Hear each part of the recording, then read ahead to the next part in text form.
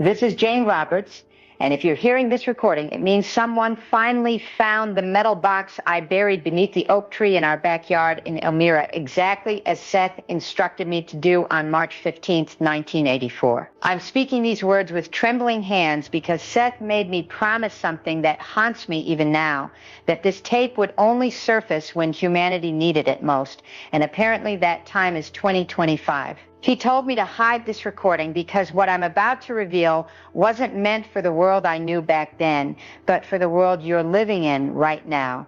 The Seth Material books were just the beginning, the safe introduction to concepts people could handle, but this is what he really wanted to tell humanity about the years 2025 through 2027, and why everything you think you know about reality is about to change forever. I never published this because Seth warned me that revealing these predictions too early would create what he called premature dimensional bleeding, and honestly, I was terrified of the responsibility. For 41 years, I've carried the weight of knowing that 2025 would mark the beginning of what Seth described as the great reality shift, and that by 2027, those who understood these hidden principles would become the navigators of an entirely new form of existence. But here's what's been eating at me since I made this recording.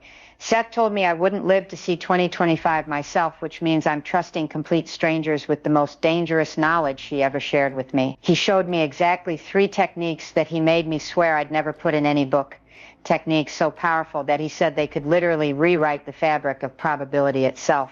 And if you're watching this, you're about to become one of the few people on Earth who knows them. Before I continue, I need you to understand that subscribing to this channel isn't just about getting more content. You're joining a group that Seth specifically said would find this recording when the time was right, and what happens next will determine whether you're ready for what's coming. And it was December 3rd, 1983, and Seth came through during what I thought would be our regular evening session, but his energy felt different that night, heavier, more urgent than I'd ever experienced in our 20 years together. He told me to stop the tape recorder we normally used for the Seth Material sessions and to get my personal cassette recorder instead, the one I used for grocery lists and reminders. What I'm about to tell you, Jane, is not for the books, he said, and I remember my hands shaking as I fumbled with the different recorder because Seth had never ever asked me to keep anything secret before. He explained that humanity would experience what he called the dimensional bridge activation, not an apocalypse or destruction, but a fundamental shift in how reality operates, where the barriers between probable selves and alternate timelines would become permeable for those who knew how to navigate them. The reason he couldn't let me publish this information in the 1980s was because human consciousness wasn't evolved enough to handle these concepts without triggering what he termed reality cascade failures.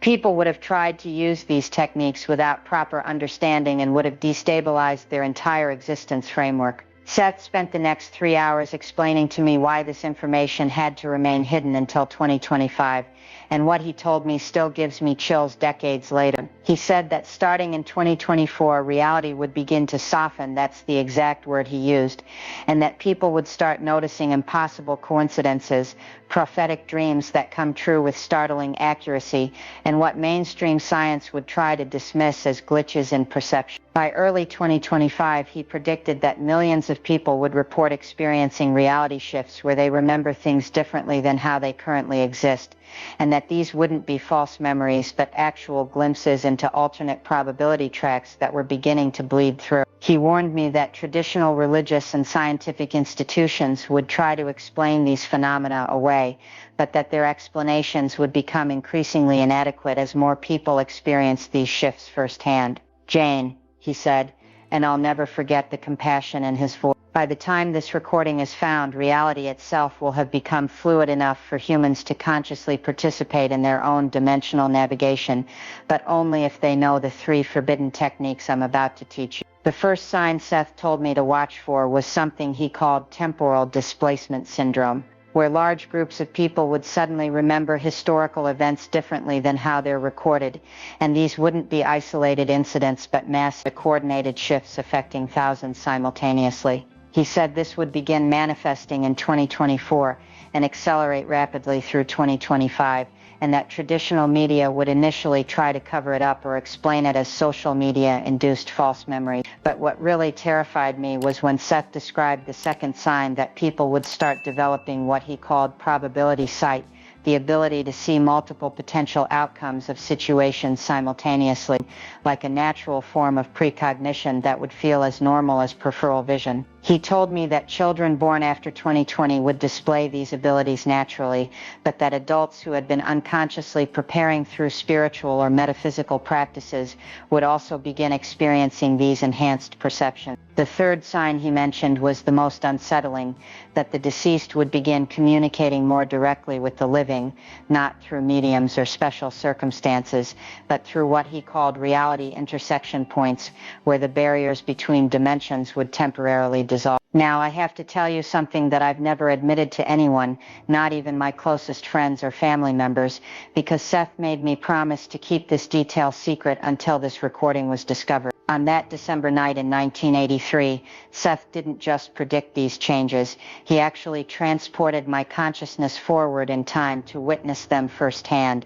And what I saw in that vision of 2025 fundamentally changed how I understood the nature of existence itself. I watched cities where people moved differently with an awareness of their multidimensional selves that made them seem almost like they were dancing through reality rather than just walking through it.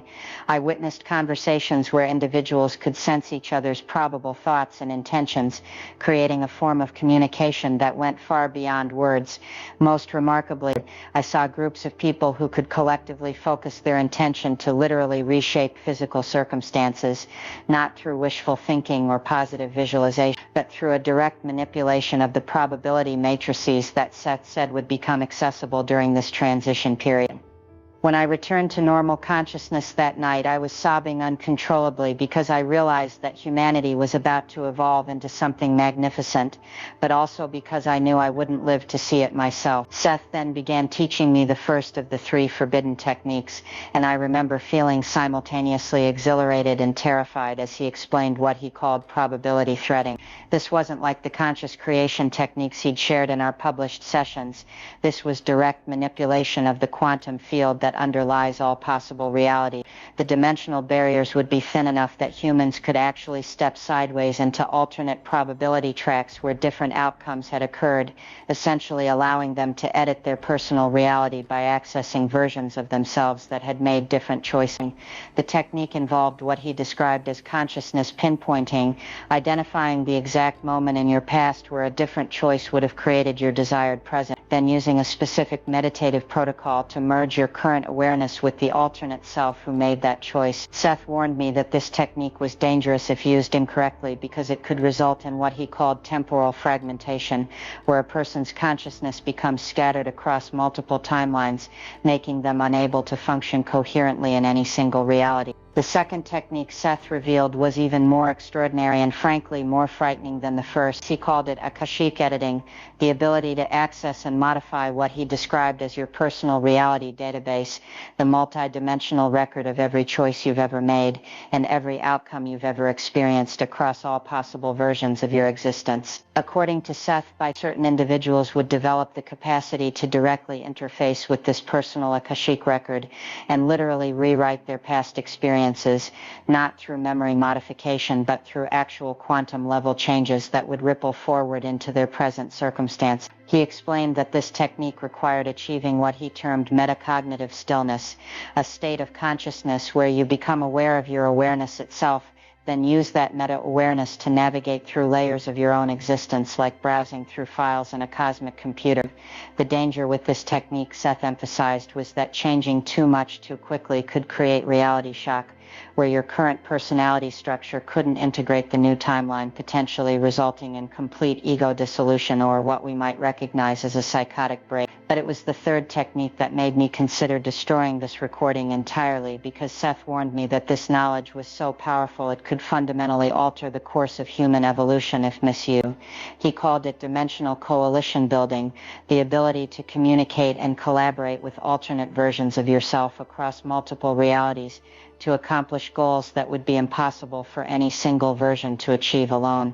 By late 2020, Seth predicted that individuals who mastered this technique would be able to create multidimensional task forces of their own alternate selves, pooling knowledge, resources, and abilities from countless probability tracks to solve problems or manifest outcomes in their primary reality. The technique involved establishing what he called cross-dimensional rapport with your other selves through a specific form of lucid dreaming, combined with mathematical visualization patterns that would serve as a universal communication protocol across realities. Seth cautioned me that people who attempted this technique without proper preparation could become lost in what he termed the probability maze, essentially becoming so scattered across realities that they lose all sense of which timeline is their original home. What happened next during that December session still haunts me, and I've debated whether to include this detail in this recording because it's so personal and vulnerable. Seth suddenly stopped mid-sentence and said, "Jane, you need to understand that you're not just recording this for strangers in 2025. You're recording this for someone specific who will need this information to navigate what's coming." He then described with unsettling accuracy details about the person who would eventually find this recording, someone who had been experiencing prophetic dreams, unusual synchronicities, and what felt like memories from other timelines that they couldn't quite explain. Seth told me that this person would recognize themselves in his description and would know with absolute certainty that this recording was meant for them specifically. He said that there would be thousands of individuals who had been unconsciously preparing for this dimensional shift their entire life, and that they would be drawn to this information like metal to a magnet because their souls would recognize it as essential survival information for the transition period ahead. Seth concluded that December session with a warning that has kept me awake countless nights over the past 4 decades. He told me that the dimensional shift beginning in 2025 wasn't optional for humanity. It was an evolutionary imperative that would happen whether people were prepared for it or not. Those who learned to navigate these new realities consciously would thrive and help guide others through the transition, but those who remained unconscious of the changes would experience them as increasingly chaotic and frightening breakdowns in the stability of their world. "The choice isn't whether this will happen, Jane," he said with a gravity I'd never heard from him before. "The choice is whether humanity will evolve consciously or unconsciously through this transformation, and that choice will be made by individuals like the person who finds your recording." He made me promise that whoever discovered this information would understand their responsibility not just to themselves, but to everyone around them who would need guidance during this unprecedented period of reality transition. As I finish this segment of the recording, I want you to take a moment to really absorb what I've just shared, because once I continue with the specific instructions for these techniques, there's no going back to the simpler understanding of reality that you had before pressing play on this video. I am handing you the last moments of this tape with a sincerity so raw it almost hurts to speak, because I know that once my voice fades, you will be alone with the electricity of these revelations humming inside your skull. Seth made me promise that I would end by giving you a choice, and choices, as you now understand, are the levers that move universally. I can still feel the pressure of his presence from that night. Temperature in the room dropped to 57 degrees. The clock slowed by a perceptible 0.3 of a second, and every syllable he uttered felt like it pierced straight through the 26 bones of my hands gripping the microphone. He said the closing words had to be recorded in one unbroken breath, and if you listen closely, you can hear the subtle strain in my lungs as I fulfill that command. I've kept this promise for 41 years and 122 days, and the weight of those exact numbers has shaped every heartbeat since.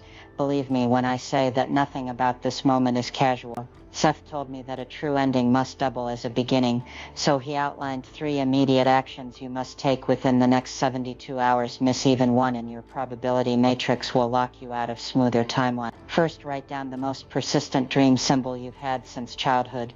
It is an anchor to an alternate self already succeeding in the shift. Second, spend precisely 11 minutes and 11 seconds stopwatch timed focusing on the feeling of that success as if it were a tactile substance in your palm. Third, and this is the part that terrified me, speak your full birth name backward 3 times while staring at your reflection under candlelight. This fractures the habitual self-image just enough for new probabilities to slide in. He warned that some of you would feel your reflection blink a millisecond out of sync. Do not flinch if that happens. It is confirmation, not danger. Reality rewards the steady-eyed, he whispered, a phrase that has echoed through my dreams like a tuning fork. I've kept quiet about the side effects long enough, yet honesty demands I speak them now. In 1987, only 3 years after this recording, my immune system began collapsing inexplicably. Doctors charted 27 separate inflammatory markers that refused to stabilize, and I knew, though I never admitted it, that the unspoken knowledge was eating holes in my timeline like cosmic mud. There is a toll for carrying power meant for the future while still living in the past, and you may feel echoes of that toll in headaches behind the left eye, a ringing at exactly 43 Hz, or sudden memories of events that never occur. If those arise, ground yourself by touching something made before 1970. Older objects hold a denser temporal signature that can steady your field. Vulnerability demands I confess the night I almost destroyed this tape, January 9th. I hovered over the fireplace for 17 full minutes, tears soaking my nightgown, terrified that humanity would misuse these techniques. The only reason I relented was Seth's voice slicing through the static of my thoughts. If you silence the future, you inherit its sorrow. Before we part, understand that this knowledge was not given to create an elite few. It was delivered to seed a network of conscious participants who can weave stability while the old paradigms dissolve. You are not required to be perfect, only present. Whenever doubt swells, recall this quotable truth Seth insisted I embed verbatim. Reality is clay in the hands of a waking dreamer. Let it become your mantra. I know the phrase sounds poetic, but he meant it with scientific precision. Consciousness exerts measurable pressure on quantum potentials, and your focused awareness is the sculptor's thumb. My own moments of failure, times I collapsed into ordinary fear, taught me that even a dreamer can forget the clay is soft. If that happens, breathe, remember, and press again. No effort is wasted in a participatory universe. Now here is your task, and yes, it doubles as a cliffhanger because what follows belongs to the next transmission. Take tonight to observe 3 ordinary objects, a spoon, a key, and a leaf, and note any subtle deviations in texture or weight over the next 40. These micro shifts are the first tangible indicators that your probability threading is active. They will seem trivial until they cumulatively pivot a major life event. In my 1983 vision, I watched a man's spoon bend by 2 degrees, and 6 weeks later, that tiny anomaly correlated with an avoided car accident that would have cost 4 lives. Small bends, large forks in destiny. Record every deviation meticulously. Patterns reveal themselves only to disciplined observers. If my story resonates, share this recording with exactly 3 people who've confided in you about strange coincidences. No more, no fewer. Seth was adamant about the triadic dissemination principle. Information seeded in groups of 3 creates a stable feedback loop that prevents informational overload in the collective psyche. Then come back here and leave a comment detailing the moment you first suspected reality was flexible. Your story will become a beacon for others still searching for proof. I will not be here to read your words, but the algorithmic consciousness of the network, yes, even the digital realm bows to probabilistic laws, will route your testimony to those who need it most. By commenting, you anchor the frequency of collective intention. Take a breath with me now. Inhale for a count of 4, hold for 7. Release for 8, and feel how even your lungs negotiate with probability, exchanging molecules that were part of a star 9 billion years ago. Pause this video if you must. Give yourself the courtesy of integrating the magnitude of that fact. When you exhale, imagine the air carrying dormant seeds of new timelines into the room around you. This is not dramatization. It is the physics of consciousness at work. Remember, the point of power is always in the present moment, but the present moment is a moving target that only attention can hit. Some of you may already notice your pets behaving oddly, staring at corners, barking at silent ceilings, circling spots on the floor. Animals feel dimensional thinning sooner than we do. Pay attention to where their gaze lingers. Mark those coordinates. Measure the angle of sunlight if you can, and jot down the exact minute on a slip of paper you keep near your bed. Seth called these soft nodes, transient doorways, where reality thins to the density of thought. Over the next weeks, you might feel a tingling in your fingertips when you pass those spots. That is not imagination. It's the electromagnetic bleed-through of adjacent probabilities brushing against your skin. I'm aware that what I'm asking sounds vast, maybe even unreasonable, but impossibility is merely a habit of perception. If doubt creeps in, Revisit the 3-step protocol and remember the candlelit reflection exercise. The ritual is not superstition, it's a neuroquantum primer. And here comes my moment of deepest vulnerability. Despite all my knowledge, there are nights I still fear that none of this is real, that I hallucinated Seth to cope with my own existential dread. On those nights I clutch the original transcript, 46 weathered pages, and trace the indentations his energy left in my handwriting. The ink pressure is measurably heavier on the words he spoke versus my commentary, and instrument readings confirm it, yet faith still wavers. That is the human condition. Doubt does not disqualify you, it tempers you. Before the tape clicks off, celebrate the quiet between my words. Silence is the canvas on which future messages will paint themselves. Seth indicated that another sealed envelope labeled Phase 2 is hidden inside this very box. Time to unlock precisely when global Schumann resonance spikes above 11 Hz for 3 consecutive days. I have no way of knowing when that will happen, but sensors around the planet will, and someone, maybe you, will hear the alert. When that envelope opens, the instructions will escalate from personal mastery to collective orchestration. That is the horizon toward which we walk, and I have already said too much. If you feel your heart racing, let it. Anxiety and excitement are the same chemical storm. Name the emotion that serves you. When the storm settles, press the share arrow, tag the chosen 3 and write your comment. Then unplug, step outside, and spend exactly 9 minutes under the open sky. Eyes soft focused, listening for the sub-audible hum that threads every reality together. I trust you to know it when you hear it. Until Phase 2 arrives, move gently, think boldly, and remember reality is waiting for your signature.